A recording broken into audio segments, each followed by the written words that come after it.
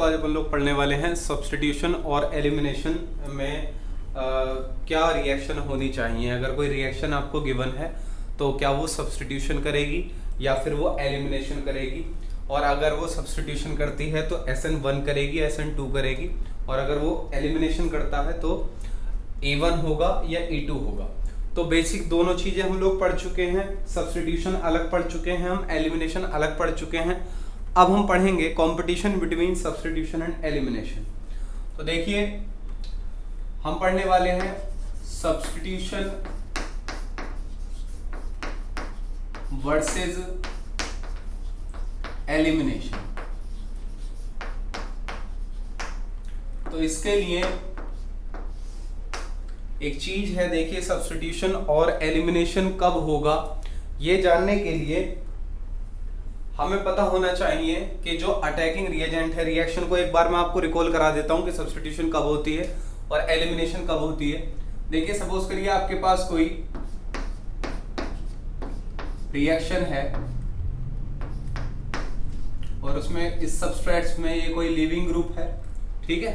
तो देखिए अगर मैं इसमें एक न्यूक्लियोफाइल डाल देता हूं तो न्यूक्लियोफाइल क्या काम करेगा, न्यूक्लियोफाइल अटैक करेगा इस कार्बोकैटायन पर और आपकी जो रिएक्शन होगी वो होगी सब्स्टिट्यूशन रिएक्शन। यहां पर आपका न्यूक्लियोफाइल आ जाएगा, ठीक है। तो इसे हम लोग कहेंगे बेटा सब्स्टिट्यूशन रिएक्शन, सब्स्टिट्यूशन रिएक्शन।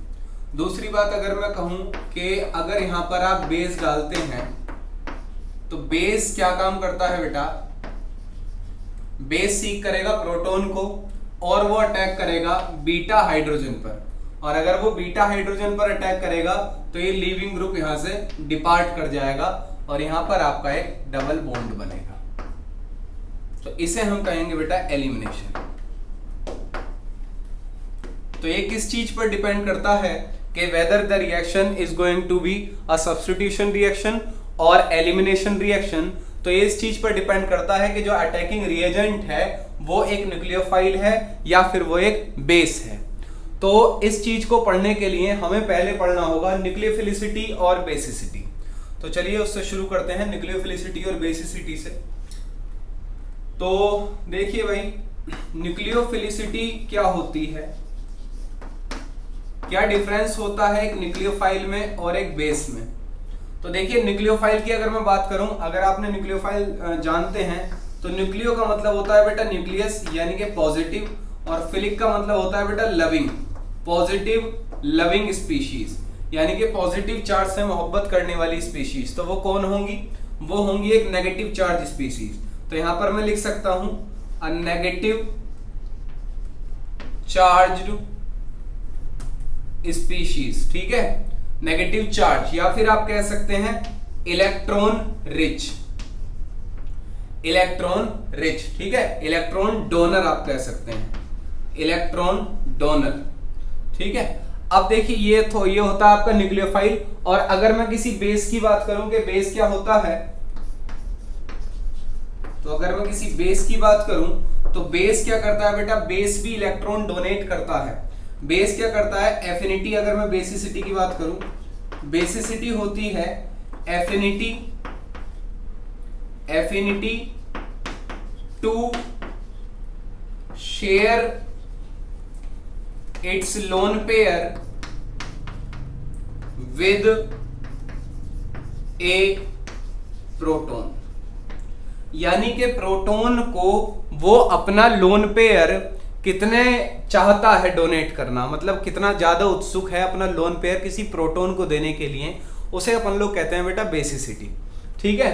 तो अब देखिए न्यूक्लियोफिलिसिटी और बेसिसिटी में अगर हम अंतर की बात करें कि what is the difference between a nucleophilicity and basicity, तो इसमें बेटा एक खास अंतर ये है कि जो न्यूक्लियोफाइल होता है वो भी इलेक्ट्रॉन डोनर होता है और जो बेस होता है वो भी इलेक्ट्रॉन डोनर होता है। तो फर्क किस बात का है, तो फर्क बेटा इस बात का है कि जो न्यूक्लियोफाइल है it donate its electron to electron deficient atom accept H plus. H plus के अलावा अगर कोई इलेक्ट्रॉन डेफिशिएंट एटम है, अगर कोई सब न्यूक्लियोफाइल उसको इलेक्ट्रॉन देता है तो वो न्यूक्लियोफाइल है, एक्सेप्ट H प्लस। और अगर वो H प्लस को देता है तो वो बेस कहलाएगा। तो हमारी ऑर्गेनिक केमिस्ट्री में जो हम पढ़ रहे हैं, ऑर्गेनिक केमिस्ट्री में जो न्यूक्लियोफाइल होगा, न्यूक्लियोफाइल आर कार्बोकैटायन सीकर, ठीक है, in organic chemistry. In organic chemistry जो हम पढ़ेंगे उसमें मेजरली जो न्यूक्लियोफाइल होगा वो कार्बोकैटायन सीकर होगा, ठीक है, क्योंकि carbocation is the electron deficient atom जिसको इलेक्ट्रॉन की जरूरत है और न्यूक्लियोफाइल उसको अपना इलेक्ट्रॉन दे देगा। यही बात अगर मैं बेसिसिटी की करता हूं तो basicity donate electron to H plus, proton, proton को वो इलेक्ट्रॉन देगा। तो यहां पर हमने देखा कि देखो न्यूक्लियोफाइल किस पर अटैक करता है, इस कार्बोकैटायन पर, क्योंकि लीविंग ग्रुप जो हमारा इस चैप्टर में है, जो हम पढ़ रहे हैं एल्काइल हैलाइड, वो जो लीविंग ग्रुप है वो एक हेलोजन है। अगर वो एक हेलोजन है तो हेलोजन पर पार्शियल नेगेटिव चार्ज होगा और इस कार्बन पर पार्शियल पॉजिटिव चार्ज होगा। तो अगर कोई न्यूक्लियोफाइल है तो वो कार्बोकैटायन पर अटैक करेगा, और अगर वो बेस है तो वो हाइड्रोजन पर अटैक करेगा। This is the major difference between a nucleophile and a base. तो यहीं से दोनों रिएक्शन हमारी हो जाती हैं। अगर मान लीजिए आपके पास जो अटैकिंग रिएजेंट गिवन है उसका बेसिक कैरेक्टर ज्यादा है, ठीक है, और न्यूक्लियोफिलिक कैरेक्टर कम है, एक ही सब्सटेंस है, जैसे कि OH माइनस। OH माइनस क्या है बेटा, वो स्ट्रॉन्ग बेस है और स्ट्रॉन्ग ही न्यूक्लियोफाइल है। तो अब उस पर क्या होगा, ऐसी रिएक्शन अगर आपको दे दी जाए तो फिर इसमें और भी चीजें देखी जाती हैं, जैसे कि सॉल्वेंट क्या है, सॉल्वेंट कौन सा है, ठीक है, और उसके बाद हम देखते हैं कि सॉल्वेंट के आने से क्या वो सब्स्टिट्यूशन ही करा रहा है या फिर वो एलिमिनेशन करा रहा है, ठीक है। तो लेकिन अगर मान लीजिए हमारे पास एक ऐसा आ जाए जैसे कि tert butoxide ion, tert butoxide anion जो है, जिस पर अगर मैं ऐसी बात करूं कि ये मैं ले लेता हूं, it is a tert butoxide ion, तो देखिए इस पर लोन पेयर है, ये ऑक्सीजन लोन पेयर डोनेट कर सकता है। तो अगर मैं इसकी बात करूं कि इसकी बेसिसिटी ज्यादा है या फिर इसकी न्यूक्लियोफिलिसिटी ज्यादा है, तो मैं यहां पर कहूंगा इसकी बेसिसिटी ज्यादा है, क्योंकि अभी मैं आपको समझाऊंगा कि न्यूक्लियोफिलिसिटी इसकी कम क्यों है, क्योंकि इसमें स्टीयरिक फैक्टर ज्यादा है, और जब कोई चीज जुड़ती है तो वहां पर स्टीयरिक फैक्टर भी देखा जाता है, बेसिसिटी में स्टीयरिक फैक्टर नहीं देखा जाता है। तो अगर मैं इस कंपाउंड की बात करूं तो ये एक ज्यादा अच्छा बेस है और एक बहुत बेकार न्यूक्लियोफाइल है। तो अगर मैं इसको यूज करता हूं किसी रिएक्शन में तो वहां पर जो रिएक्शन की प्रोबेबिलिटी होगी वो एलिमिनेशन की तरफ होगी। तो आई होप ये बात आपको समझ में आई होगी। इसके बाद यहां पर मैं एक चीज और लिखूंगा, न्यूक्लियोफिलिसिटी और बेसिसिटी में एक और मेजर अंतर होता है, और वो मेजर अंतर ये है बेटा कि न्यूक्लियोफाइल also attached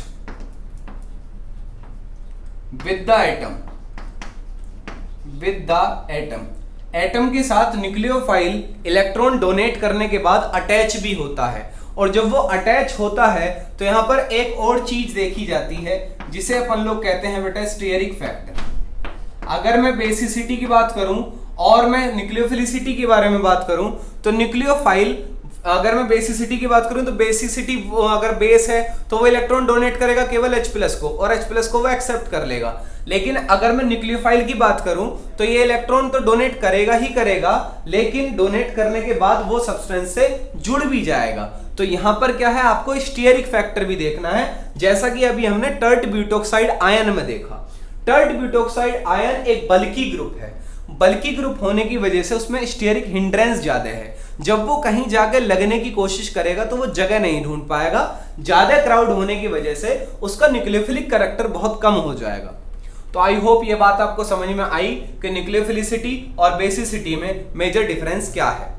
अब चलिए बात करते हैं एक न्यूक्लियोफाइल और बेसिसिटी में। न्यूक्लियोफिलिसिटी को हमको थोड़ा सा और ज्यादा अच्छे तरीके से पढ़ना है ताकि हम समझ पाएं कि वो एक अच्छा न्यूक्लियोफाइल है या फिर वो अच्छा बेस है, और हम पढ़ेंगे कि जो फैक्टर हैं वो एलिमिनेशन और सब्स्टिट्यूशन के लिए क्या क्या फैक्टर मेजर है।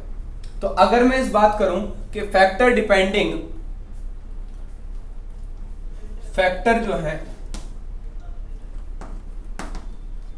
फैक्टर, ठीक है, फैक्टर डिपेंडिंग सब्स्टिट्यूशन या फिर एलिमिनेशन। तो इसके लिए अगर मैं सब्स्टिट्यूशन और एलिमिनेशन के जो मेजर फैक्टर है, हमको क्या क्या देखने होते हैं, क्या क्या हमको पढ़ने होते हैं, इसके बारे में अगर बात करूं तो पहला हमारा जो फैक्टर होता है वो होता है बेटा एक तो degree of alkyl halide, degree of alkyl halide, या फिर आप कह सकते हैं सबस्ट्रेस, जो भी आपका सबस्ट्रेट है, डिग्री ऑफ सबस्ट्रेस कि वो कितनी डिग्री का है, या 1 डिग्री का है, 2 डिग्री का है, या 3 डिग्री का है। दूसरी बात हमको देखना होता है कि न्यूक्लियोफिलिसिटी और बेसिसिटी, न्यूक्लियोफिलिक कैरेक्टर उसका ज्यादा है या फिर बेसिक कैरेक्टर ज्यादा है, जैसा अभी हमने देखा। तीसरी चीज बेटा हम देखते हैं सॉल्वेंट, कि वो कैसा सॉल्वेंट है, क्या वो पोलर प्रोटिक सॉल्वेंट है या फिर वो पोलर एप्रोटिक सॉल्वेंट है, क्योंकि दोनों में रिएक्शन होने का जो मैकेनिज्म है वो अलग अलग हो जाता है। और इसके बाद हम लोग देखते हैं डिग्री ऑफ सबस्ट्रेट हम देखेंगे, न्यूक्लियोफिलिसिटी, बेसिसिटी देखेंगे, और हमें सॉल्वेंट को ही देखेंगे। 3 फैक्टर जो हैं हमारे वो मेजर फैक्टर हैं जो हमको बताएंगे कि सब्स्टिट्यूशन होगी या फिर एलिमिनेशन होगी।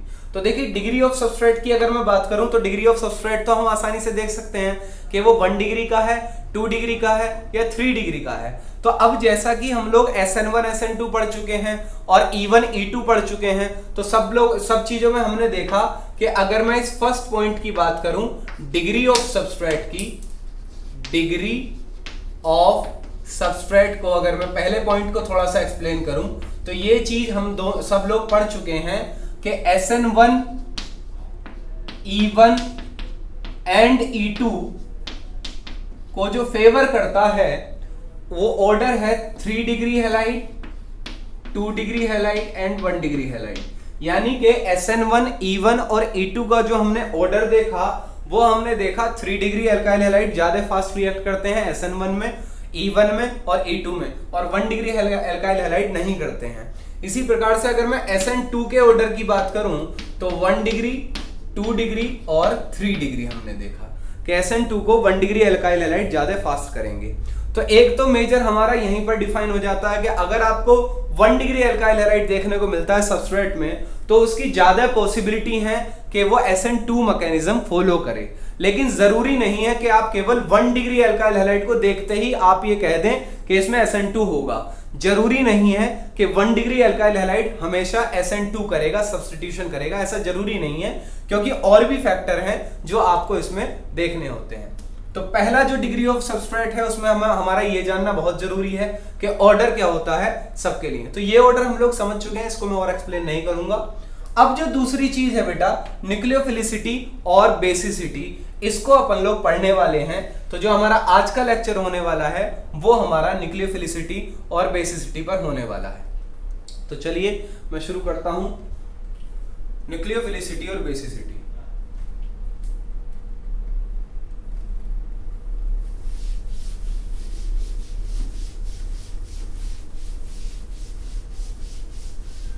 तो ये बात आप ध्यान रखें डिग्री ऑफ सबस्ट्रेट की, कि डिग्री ऑफ सबस्ट्रेट जो है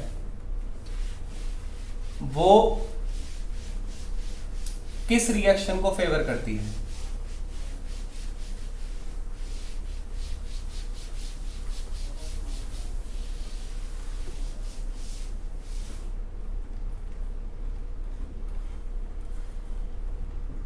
तो चलिए अब हम बात करते हैं बेटा, हमारा जो दूसरा पॉइंट है वो है न्यूक्लियोफिलिसिटी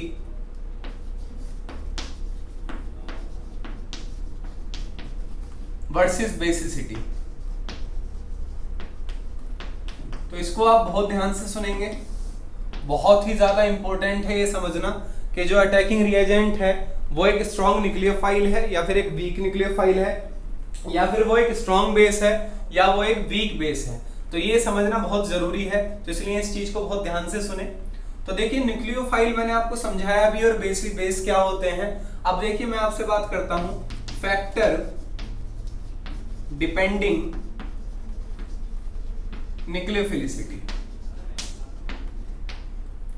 फैक्टर क्या क्या है जो न्यूक्लियोफिलिसिटी पे डिपेंड करते हैं, और यहीं से हम पढ़ेंगे बेसिसिटी भी, इसके पैरेलल में अपन लोग पढ़ते रहेंगे।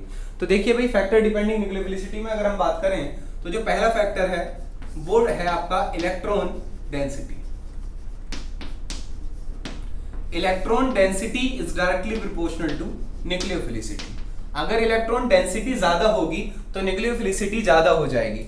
जैसे कि अगर आपको दो आपके पास जो अटैकिंग रिएजेंट है वो दो प्रकार के हैं, एक पर चार्ज है, एक पर इलेक्ट्रॉन डेंसिटी ज्यादा है और एक पर चार्ज आपका नहीं है, तो आप जो चार्ज वाला आपका अटैकिंग रिएजेंट है उसकी न्यूक्लियोफिलिसिटी ज्यादा होगी।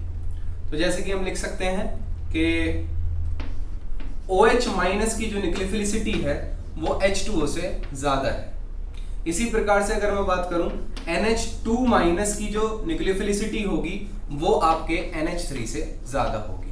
तो सिंपल ये बात, जैसे कि SH माइनस की अगर मैं बात करूं, SH माइनस की न्यूक्लियोफिलिसिटी H2S से ज्यादा होती है, ठीक है। या फिर RNH माइनस को अगर मैं लूं तो इसकी न्यूक्लियोफिलिसिटी RNH3 से ज्यादा होगी।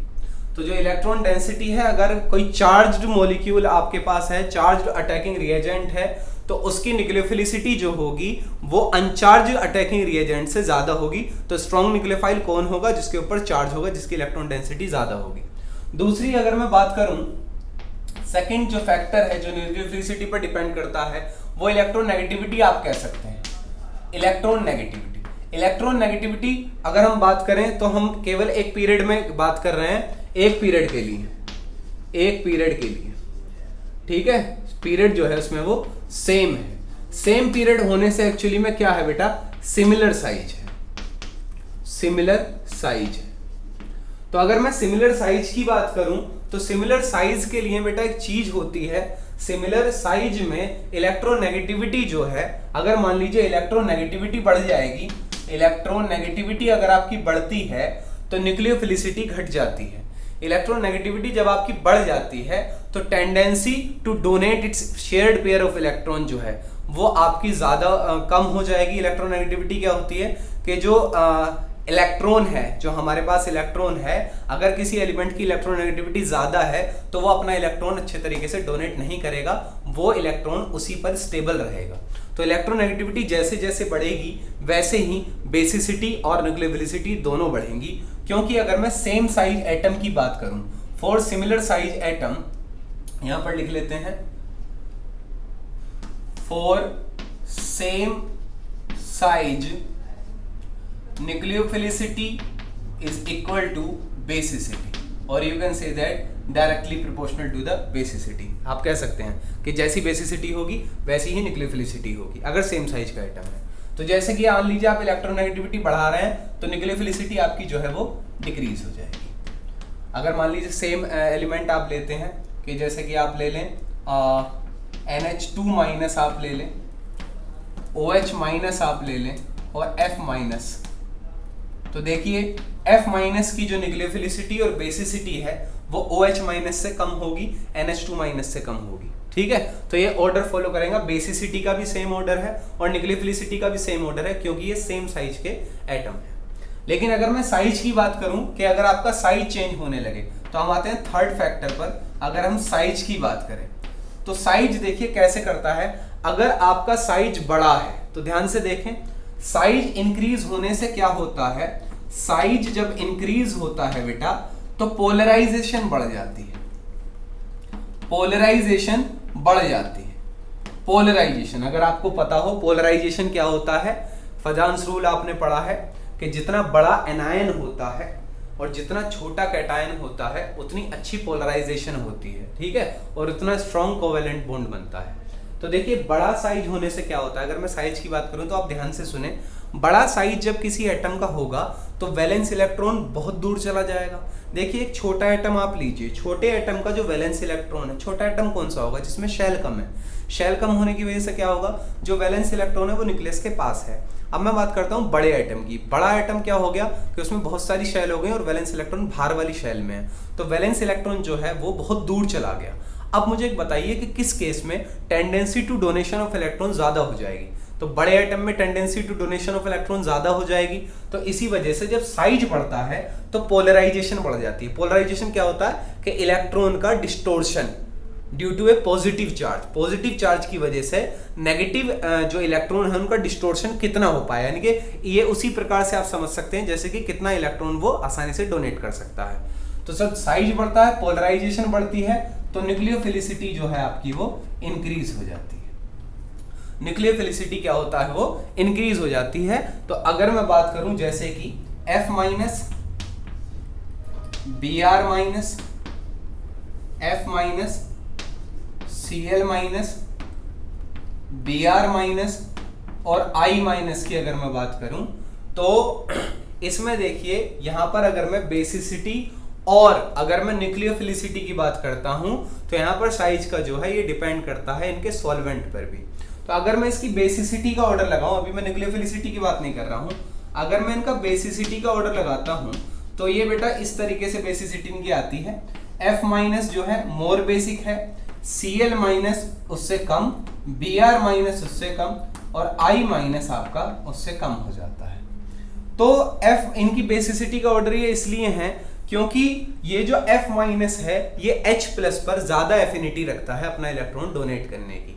या फिर आप कह सकते हैं कि जो इनके एसिड हैं वो स्ट्रॉन्ग एसिड है, जैसे HF एक स्ट्रॉन्ग एसिड, HI जो है स्ट्रॉन्ग एसिड है। ठीक है, बात समझ में आई?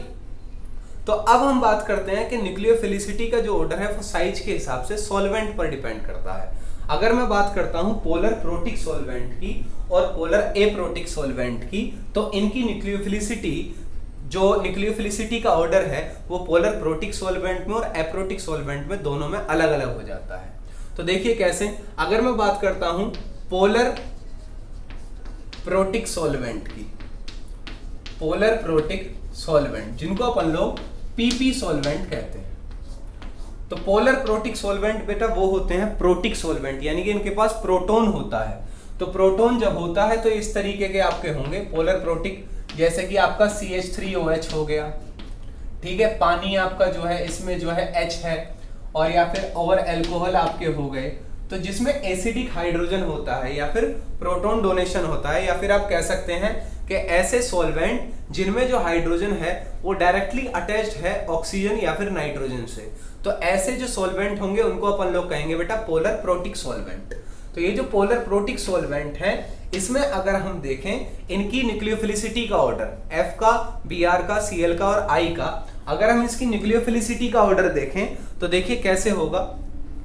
तो यहां पर देखिए साइज जो है, साइज में मैं आपका पोलराइजेशन जब हम बताते हैं न्यूक्लियोफिलिसिटी उसकी बढ़ जाती है, लेकिन अब जब साइज बढ़ता है तो ये मेरी बात ध्यान से सुने, ये जो एक ऑर्डर है साइज का बढ़ना और न्यूक्लियोफिलिसिटी का बढ़ना ये सॉल्वेंट पर भी डिपेंड करता है। आइए मैं आपको समझाता हूं कि सॉल्वेंट पर ये कैसे डिपेंड करता है। सपोज करिए आपने दो केस लिए हैं F माइनस, ठीक है, एक तो आप लेते हैं F माइनस और एक आप लेते हैं I माइनस, ठीक है। जब आप F, और ये बात कर रहा हूं मैं पोलर प्रोटिक सॉल्वेंट के अंदर, अगर आप एक F माइनस लेते हैं जो एक स्मॉलर एनायन है, जो एक स्मॉल एनायन है, मेरी बात समझ में आई? आप अब इसमें पोलर प्रोटिक सॉल्वेंट डाल रहे हैं, तो पोलर प्रोटिक सॉल्वेंट बेटा क्या करता है, हाइड्रोजन बॉन्डिंग करता है। Due to the presence of hydrogen, due to the H plus ion presence, it will make H bonding, ठीक है। ये क्या करता है, हाइड्रोजन बॉन्डिंग करता है। Due to the presence of hydrogen in polar protic solvent, जो पोलर प्रोटिक सॉल्वेंट है उसमें हाइड्रोजन के प्रेजेंस होने की वजह से ये हाइड्रोजन क्या करेगा, हाइड्रोजन बॉन्डिंग करेगा और F माइनस के साथ हाइड्रोजन बॉन्डिंग करके ये एक हाइड्रेशन करेगा। इसका जब हाइड्रेशन होगा तो जो छोटा एनायन है उसका हाइड्रेटेड स्फीयर ज्यादा बड़ा बनेगा। ये हाइड्रेशन एनर्जी का कंसेप्ट है जो हम पढ़ चुके हैं ऑलरेडी केमिकल बॉन्डिंग में। हाइड्रेशन एनर्जी देखिए, जिसका छोटा एनायन होता है उसकी हाइड्रेशन ज्यादा होती है, क्योंकि F माइनस जो है ना छोटा एनायन होने की वजह से इसका जो नेगेटिव चार्ज है, और आप न्यूक्लियस कह लें या फिर हाइड्रोजन बॉन्डिंग का जो इफेक्ट है, वो एक मॉलिक्यूल सपोज करो इस F माइनस ने अटैच कर लिया, एक मॉलिक्यूल यहाँ पे आके इससे लग गया पानी का, फिर इसका इफेक्ट इतना ज्यादा होगा कि वो अगले मॉलिक्यूल पर भी असर डालेगा और वो अगले मॉलिक्यूल पर भी असर डालेगा। तो अगर चारों तरफ आप ऐसे ऐसे 3 मॉलिक्यूल पानी के अटैच कर देते हैं तो इसका हाइड्रेशन स्फीयर जो है वो बड़ा बनेगा। तो स्मॉल एनायन का जो हाइड्रेशन स्फीयर है, हाइड्रेशन स्फीयर जो है वो बिगर बनता है, ठीक है, ज्यादा बड़ा बनता है। जब यह हाइड्रेशन स्फीयर बड़ा बन जाता है तो क्या होता है, स्टीयरिक हिंड्रेंस ज्यादा हो जाता है, स्टीयरिक हिंड्रेंस ज्यादा हो जाता है। जब स्टीयरिक हिंड्रेंस ज्यादा हो जाता है तो न्यूक्लियोफिलिसिटी कम हो जाती है, न्यूक्लियोफिलिसिटी डिक्रीज हो जाएगी। अब यही बात अगर मैं I माइनस के साथ करूं तो I माइनस का जो है एक लार्ज एनायन है, लार्ज, इसका जो एनायन है वो एक लार्ज एनायन है, बड़ा साइज है इसका।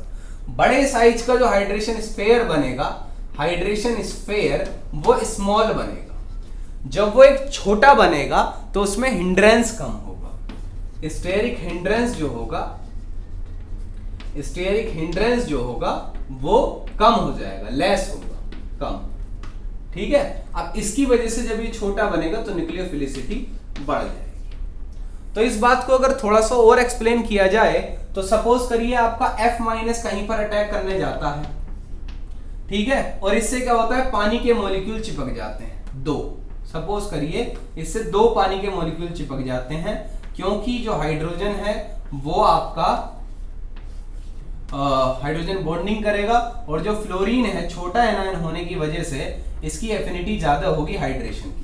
तो इसका जो स्फीयर बना, सपोज करिए वो हाइड्रेशन स्फीयर इतना बड़ा बना, ठीक है। और यहीं मैं बात करूं आयोडीन की, तो आयोडीन एक बड़े साइज का एटम है। बड़ा साइज होने की वजह से इसका न्यूक्लियस जो है बहुत दूर चला जाता है, जिसकी वजह से जो हाइड्रोजन स्फीयर बनता है वो कम बनता है, क्योंकि ये एक ही लेयर फॉर्म कर पाता है पानी के मॉलिक्यूल की, और इसका जो हाइड्रेशन स्फीयर बनेगा वो छोटा बनेगा। तो छोटा जो एनायन है या फिर छोटा जो उसका स्फीयर बना है वो अच्छे तरीके से फिट हो पाएगा और उसका न्यूक्लियोफिलिक कैरेक्टर अच्छा होगा। तो अगर हम बात करें पोलर प्रोटिक सॉल्वेंट में, तो ये जो F माइनस आपका आया है पोलर प्रोटिक सॉल्वेंट में, अगर हम बात करें तो यह जो आपको F माइनस आपको दिखाई दे रहा है ये एक वीक न्यूक्लियोफाइल, ये एक वीक न्यूक्लियोफाइल है, वीक नहीं कहेंगे इसको, एक पुअर न्यूक्लियोफाइल कहेंगे, ये एक पुअर न्यूक्लियोफाइल है, ठीक है, बात समझ में आई। और अगर हम I माइनस की बात करें तो I माइनस एक गुड न्यूक्लियोफाइल है, गुड न्यूक्लियोफाइल, ठीक है भाई, ये अच्छा न्यूक्लियोफाइल है, बात समझ में आई। तो ये किस में है, पोलर प्रोटिक सॉल्वेंट में। लेकिन अगर मैं बात करूं आपसे पोलर एप्रोटिक सॉल्वेंट की, तो मैं उधर का रब कर देता हूं भाई।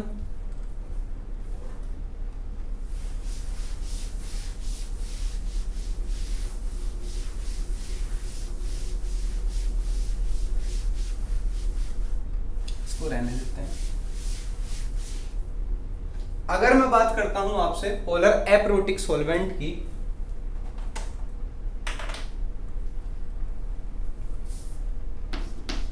पोलर एप्रोटिक सॉल्वेंट, तो देखिए पोलर एप्रोटिक सॉल्वेंट क्या होते हैं।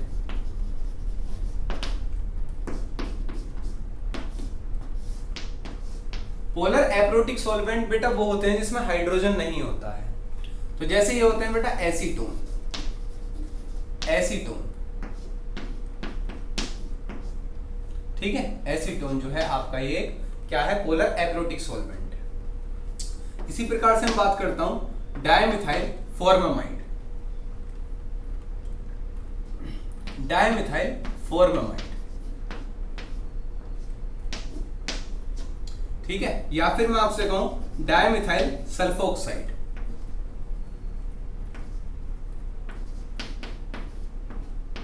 डायमिथाइल सल्फोक्साइड, ठीक है, या फिर आप कहें HMP,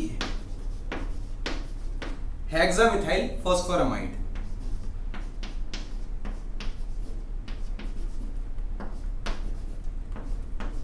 ये आपके मिथाइल। तो ये जो आप जैसे आपके सॉल्वेंट होते हैं ये आपके एप्रोटिक सॉल्वेंट होते हैं, और इसमें जो इलेक्ट्रॉन डोनेट किया जाता है वो यहां से किया जाता है, ये टेंडेंसी रखते हैं इलेक्ट्रॉन डोनेट करने की, और जब ये किसी से अटैच होते हैं तो ये ऑक्सीजन का जो इलेक्ट्रॉन है वो रिएक्शन करता है, वो अटैक करता है कहीं पर। ठीक है, तो ये है हमारे पोलर एप्रोटिक सॉल्वेंट। तो अब मुझे एक बात बताइए, अगर मैं पोलर एप्रोटिक सॉल्वेंट में पोलर एप्रोटिक सॉल्वेंट डालता, पोलर प्रोटिक सॉल्वेंट ना डालता, तो क्या F- के साथ ये रिएक्शन हो पाती? अगर मैं पोलर प्रोटिक सॉल्वेंट ना डाल के पोलर एप्रोटिक सॉल्वेंट डालता तो क्या हाइड्रोजन बॉन्डिंग होती? नहीं होती, क्योंकि वो तो इलेक्ट्रॉन डोनेट कर रहा है और इनके पास भी इलेक्ट्रॉन है, तो नेगेटिव नेगेटिव थोड़ी ना बॉन्ड बनाता। तो फिर इसका जो ऑर्डर रहता वो उल्टा हो जाता, क्योंकि F- फिर छोटा होता और I- ज्यादा बड़ा होता। तो पोलर एप्रोटिक सॉल्वेंट की अगर मैं बात करूं तो polar aprotic solvent have no effect on the nucleophilicity of halogens। ठीक है, तो अब मैं दो बातें करने वाला हूं कि एक तो जो हेलोजन की न्यूक्लियोफिलिसिटी है वो पोलर प्रोटिक सॉल्वेंट में और एप्रोटिक सॉल्वेंट में उसका क्या ऑर्डर आता है। तो पहले मैं बात करता हूं order of nucleophilicity of halide ion. Halide ion, halide ion की न्यूक्लियोफिलिसिटी का ऑर्डर अब हम लिखते हैं इन polar protic solvent. Polar protic solvent के लिए हैलाइड आयन की जो न्यूक्लियोफिलिसिटी है उसका ऑर्डर क्या आएगा बेटा? I- देखिए ज्यादा अच्छा था, I- ज्यादा अच्छा है, Br- आ जाएगा, फिर Cl- और फिर आपका आ जाएगा F-। इसी प्रकार से अगर मैं बात करूं इन Pa सॉल्वेंट, Pa सॉल्वेंट में क्या होगा? ऐसा कुछ इफेक्ट नहीं होगा Pa सॉल्वेंट में, पोलर एप्रोटिक में ये कुछ हाइड्रेशन वाइड्रेशन स्पेयर बनेगा नहीं, फिर जो आपका छोटा आयन होगा वो ज्यादा अच्छा होगा। तो क्या ऑर्डर आ जाएगा फिर? F-, Cl-, Br- और I-। ठीक है, और बेसिसिटी का ऑर्डर जो इसका रहता है वो आपका सेम रहता है, F-, Cl-, Br- और I-। तो ये जो है इसका ऑर्डर रहेगा आपका न्यूक्लियोफिलिसिटी की हैलाइड आयन का। ठीक है भाई, तो अब जो है हम बात करते हैं, आई होप यहां तक आपको ये समझ में आ गया होगा।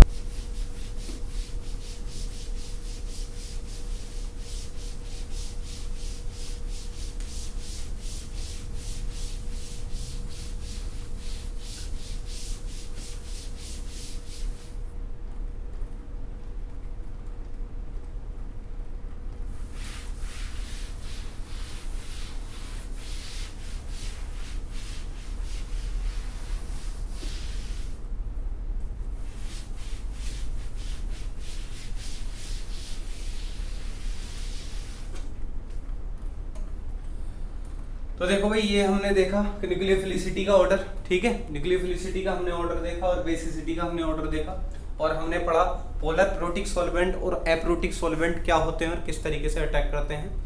तो न्यूक्लियोफिलिसिटी और बेसिसिटी के बीच में जैसे हमने पोलर प्रोटिक एप्रोटिक सॉल्वेंट पढ़ा, तो मैं आपसे एक बात और कहना चाहूंगा कि जो पोलर प्रोटिक सॉल्वेंट है, पोलर प्रोटिक सॉल्वेंट जो है वो फेवर करते हैं SN1 और E1 रिएक्शन।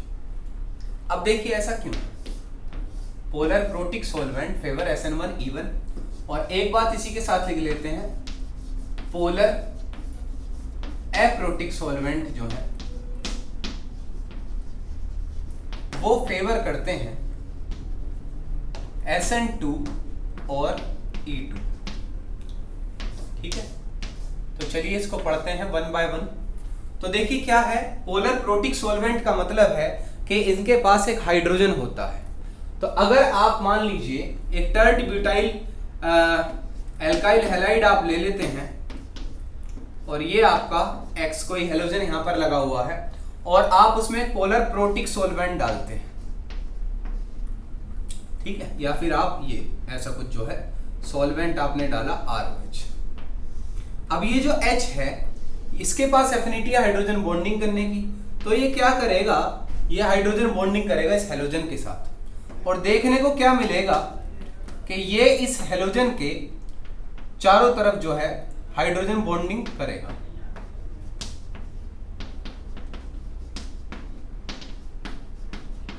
अब इस वजह से क्या होगा, जब ये हाइड्रोजन बॉन्डिंग करेगा इस हेलोजन के साथ, तो ये फोर्स करेगा इस हेलोजन को यहां से निकलने के लिए, और क्या करेगा, जब ये हेलोजन यहां से निकलने जाएगा तो यहां पर एक कार्बोकैटायन बन जाएगा। तो पोलर प्रोटिक सॉल्वेंट में क्या होता है बेटा, हाइड्रोजन होने की वजह से ये हाइड्रोजन बॉन्डिंग करता है इस हेलोजन के साथ और फोर्स करता है इस हेलोजन को बाहर निकलने के लिए, जिसकी वजह से क्या होता है, फॉर्मेशन ऑफ कार्बोकैटायन होता है। और फॉर्मेशन ऑफ कार्बोकैटायन जो होता है वो SN1 और E1 रिएक्शन में होता है। तो इस पोलर प्रोटिक सॉल्वेंट होने की वजह से हमें एक और प्रोबेबिलिटी मिल गई कि रिएक्शन में कार्बोकैटायन बन जाए। पोलर प्रोटिक सॉल्वेंट होने की वजह से हमारे पास फॉर्मेशन ऑफ कार्बोकैटायन होना थोड़ा और इजी हो गया। तो पोलर प्रोटिक सॉल्वेंट ने किसे फेवर किया, SN1 और E1 को।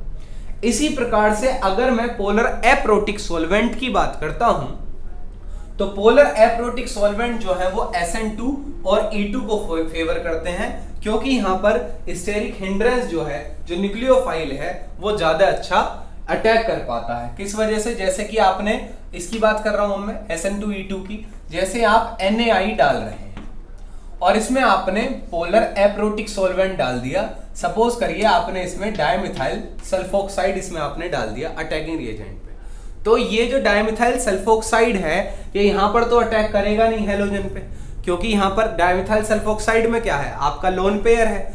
तो वो क्या करेगा, ये जो आप NaI जैसे इसमें डाल रहे हैं, तो डायमिथाइल सल्फोक्साइड इस Na+ और I- में किस पर अटैक करेगा, प्लस वाले पे, क्योंकि डायमिथाइल सल्फोक्साइड के पास क्या है भैया, ऑक्सीजन का लोन पेयर है, जो क्या करेगा, इस तरीके से लोन पेयर का जो है यहां पर अट्रैक्शन होगा।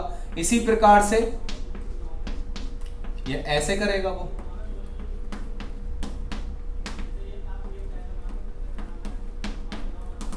ठीक है। तो वो Na+ को क्या करेगा, Na+ को वो कंबाइन करा लेगा और आयोडीन को वो फ्री कर देगा ताकि वो अच्छे से अटैक कर पाए, और इस वजह से जो पोलर एप्रोटिक सॉल्वेंट होते हैं वो SN2 और E2 मैकेनिज्म को फेवर करते हैं, ठीक है। तो ये थे हमारे पोलर प्रोटिक और एप्रोटिक सॉल्वेंट के किस तरीके से वो फेवर करता है।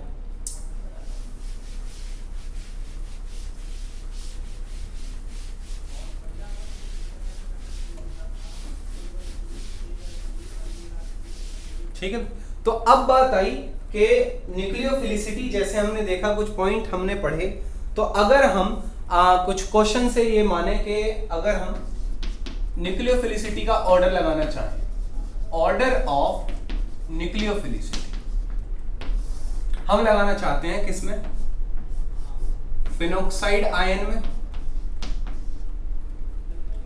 OH- में, CH3OH में, एसीटेट आयन में और SH आयन में,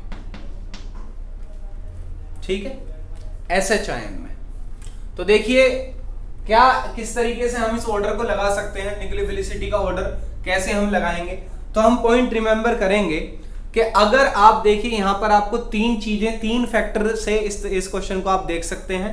यहां पर तीन चीजें हैं, 3 ऑक्सीजन है जिन पर नेगेटिव चार्ज है, एक सल्फर है जिस पर नेगेटिव चार्ज है, और एक न्यूट्रल कंपाउंड है, ठीक है।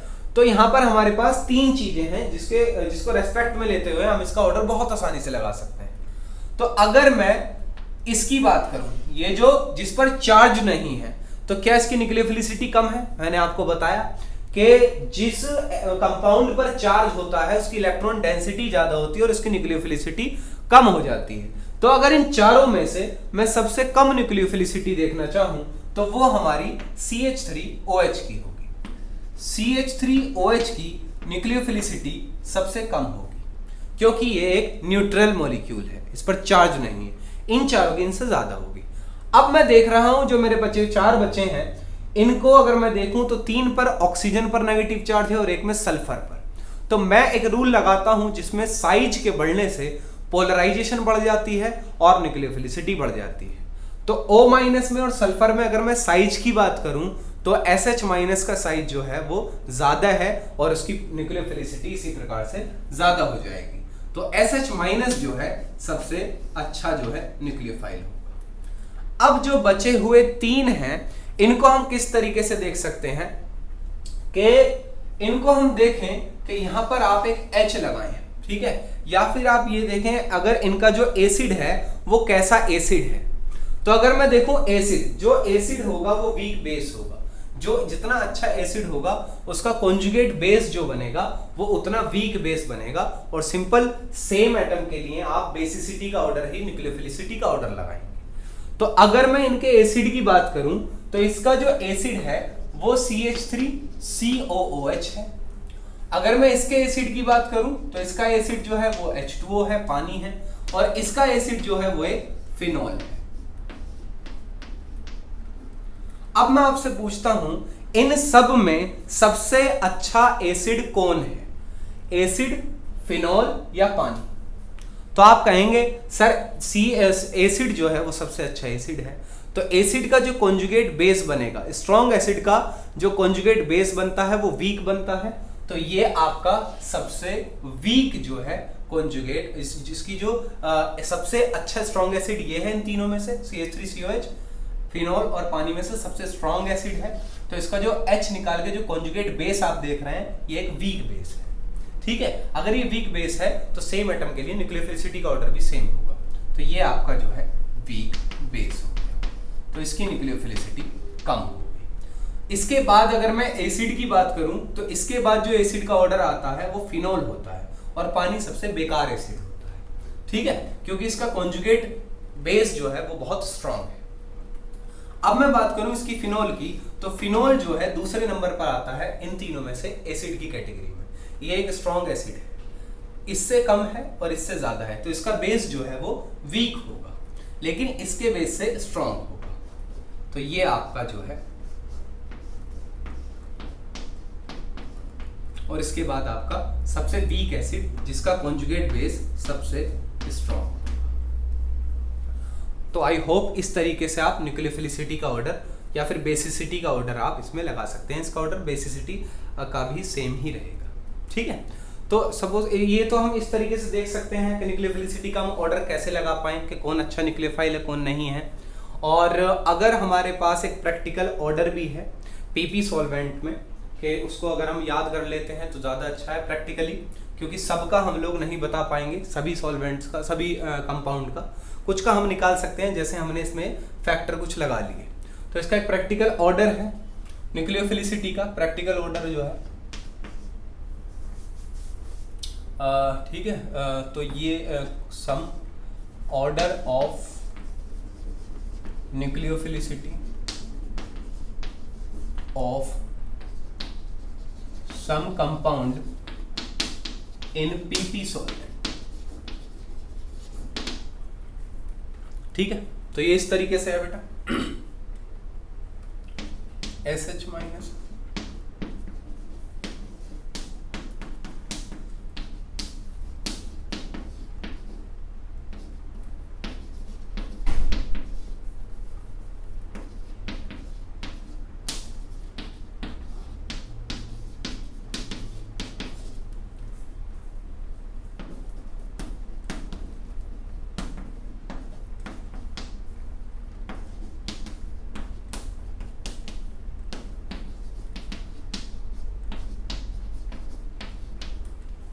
ठीक है। यह है डिक्रीजिंग न्यूक्लियोफिलिसिटी का ऑर्डर है, डिक्रीजिंग न्यूक्लियोफिलिसिटी, ठीक है,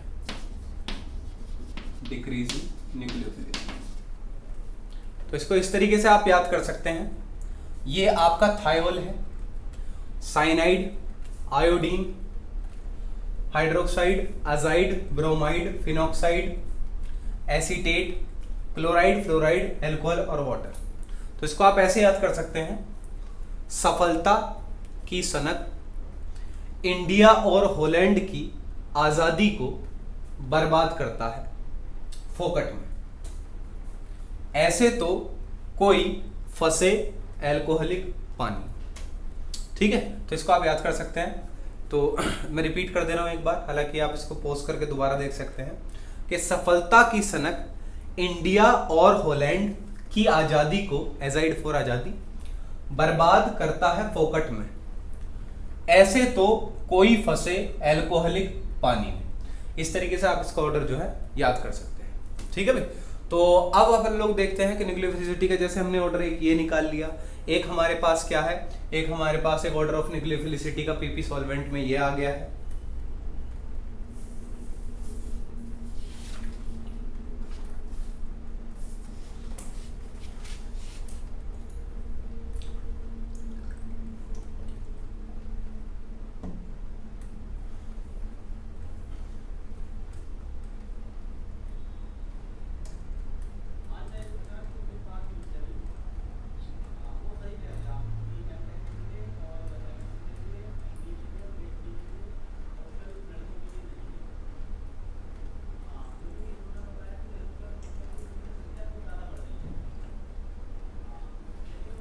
तो इसका कुछ ट्रेंड है, मैं आपको एक और ट्रेंड बता देता हूँ कि हम किस कैटेगरी में बांट सकते हैं। Strong nucleophile with week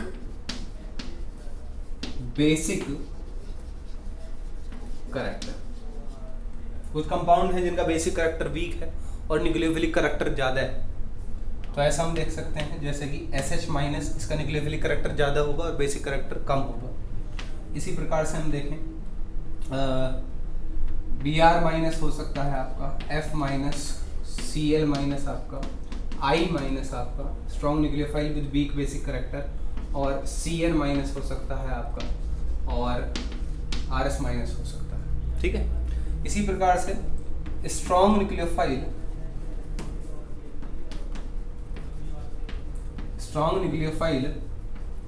with strong basic character, जिनका बेसिक करेक्टर भी स्ट्रॉन्ग है और न्यूक्लियोफिलिक करेक्टर भी स्ट्रॉन्ग है। तो जैसे कि अगर आप ये देख रहे हैं कि स्ट्रॉन्ग न्यूक्लियोफाइल है लेकिन बेसिक करेक्टर जो है वो वीक है, तो ऐसे केस में प्रोबेबिलिटी ज्यादा है सब्स्टिट्यूशन की। और अगर आप देखें strong nucleophile with strong basic character, तो इस केस में क्या है, आपको फिर प्रोटिक और पोलर प्रोटिक और एप्रोटिक सॉल्वेंट देखने पड़ेंगे, क्योंकि दोनों ही चीज इसमें स्ट्रॉन्ग होंगी। तो ये हो सकते हैं आपके जैसे कि OH माइनस, इसका बेसिक करेक्टर भी और न्यूक्लियोफिलिक करेक्टर भी दोनों ही अच्छा है। NH2 माइनस आपका हो सकता है, RO माइनस आपका हो सकता है, और R माइनस आपका हो सकता है, RO माइनस आपका हो सकता है, और R माइनस आपका हो सकता है। ठीक है, तो ये जो है strong nucleophile with strong basic character है। ठीक है, तो इसमें आपको फिर सॉल्वेंट देखने पड़ेंगे, क्योंकि दोनों ही प्रोबेबिलिटी हो सकती हैं। बेस अच्छा है तो एलिमिनेशन होने की, और न्यूक्लियोफाइल अच्छा है तो सब्स्टिट्यूशन होने की। फिर आपके आते हैं weak nucleophile with weak basic character. तो weak nucleophile weak basic character में ज्यादा नहीं है आपके अल्कोहल और पानी, ये आपके weak nucleophile with weak basic character में है। ठीक है, तो इस प्रकार से आप थोड़ा बहुत अंदाजा लगा सकते हैं कि उसका न्यूक्लियोफिलिक करेक्टर ज्यादा अच्छा है या फिर ऐसे बेसिक करेक्टर उसका ज्यादा अच्छा है। अगर मान लीजिए जैसे हमने क्वेश्चन किया और मैं आपसे पूछता हूं कि RO माइनस, जैसे आप ले रहे हैं, जैसे आप इसकी बात कर रहे हैं RO माइनस। अब RO माइनस में आपके पास दो केस आ सकते हैं, एक तो आपके पास आ गया टर्ट ब्यूटोक्साइड